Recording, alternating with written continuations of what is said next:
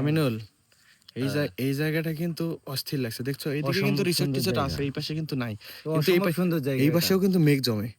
যদি সামর্থ্য থাকতো না এই পাশে একটা পাহাড় কেনা যায় নাকি লিজ নেওয়া যায়, ওটা করে আমরা কিন্তু এখানে নিজে একটা রুম দিয়ে এখানে কিন্তু আরামসে থাকতে পারতাম, বুঝছো? না ছিল প্যারা, এখান থেকে যে কিছু খাবার দাবার নিয়ে এখানে এসে থাকতে পারতাম। কিন্তু আমি চিন্তা করতেছি যে তুমি কি চিন্তা করো?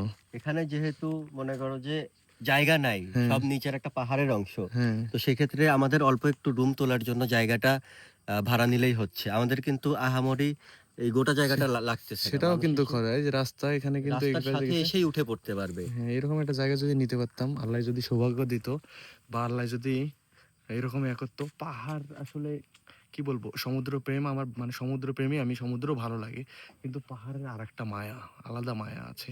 তো এরকম মায়া কার কার আছে? তোমার কি? অবশ্যই আছে। হ্যাঁ, পাহাড়ের মায়া কিন্তু চলবে না।